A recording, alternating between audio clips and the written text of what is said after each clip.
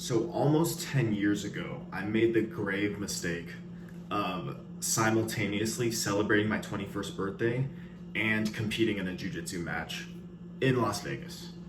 All right, so here's what happened. I'm competing in a gi tournament. I'm about a 12, I'm at like a 12, 13 month white belt. I'm getting ripe. I want to get promoted. So I go to do this tournament. And in my second match, this guy I'm facing, he decides to jump close guard. And the second he jumps close guard, on the way down, my knee knocks inward. I hear a pop. Man, it was bad. I ended up recovering in the match and ended up winning the tournament. But later on that night, I ended up having to get wheelchaired out of Encore nightclub in Las Vegas. Yeah, that was not good. And it wasn't because I was drunk. It was because my knee ended up swelling up like crazy. So this brings up like a really big problem in jiu-jitsu, which is that our knees are so vulnerable, and there's no way of really avoiding that vulnerability because there's so much chaos in jiu-jitsu. Whether you're playing stand-up and takedowns, or you're playing leg locks, or you are trying to pass the guard, there's just so many ways your knees can get knocked in different directions. So most people, their solution to that is just avoid parts of jiu-jitsu. They never work takedowns. They never play leg locks. They only pass on their knees. And what happens when they do that is they limit their potential. So instead of avoiding situations, we want to attack situations. We want to become stronger. Because what we're really trying to do is transform ourselves so we can conquer challenges. And that's what we want to do with our knees. So how do we apply that to our knees? Well, I want to introduce to you graduated pistol squats. So I'm here sitting in my kitchen, but a lot of you guys are getting back to jiu-jitsu soon if you haven't already.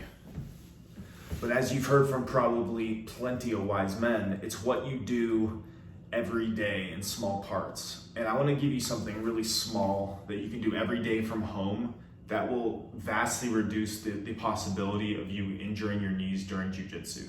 Okay? Graduated pistol squats. So what is a pistol squat? A pistol squat is basically a one-legged squat, okay? Because at home we don't have weights, so we can't really load a lot of weight and strengthen our knees on these air squats. So on pistol squats, so what you do is you balance on one foot, okay? You send your butt backward and your hands forward and your foot forward as you do a squat on one leg past 90 degrees.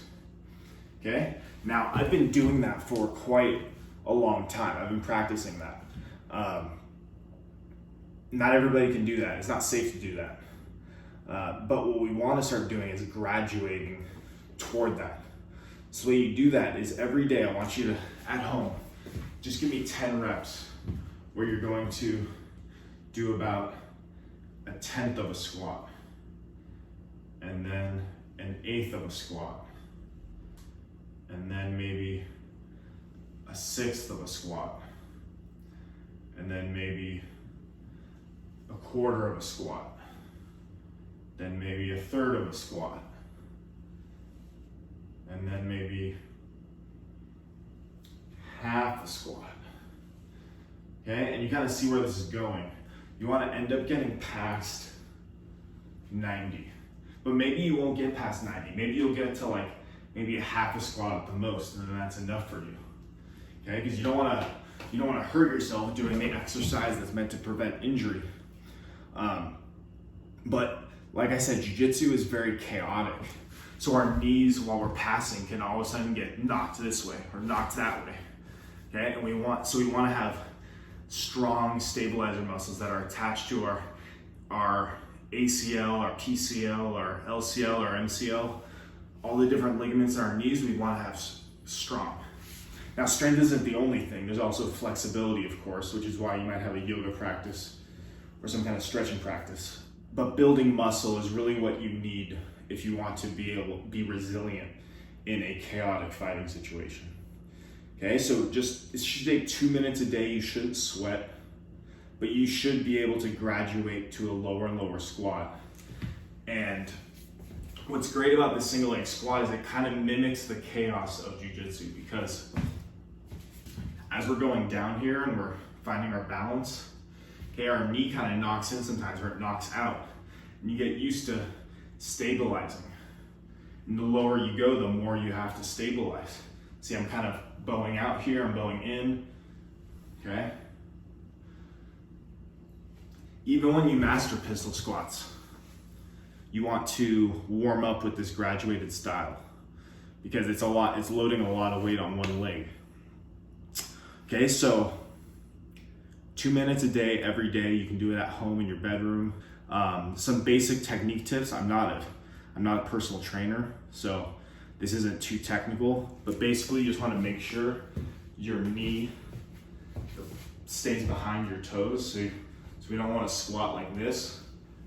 Okay, we want our knee to stay roughly behind, this knee behind your toes.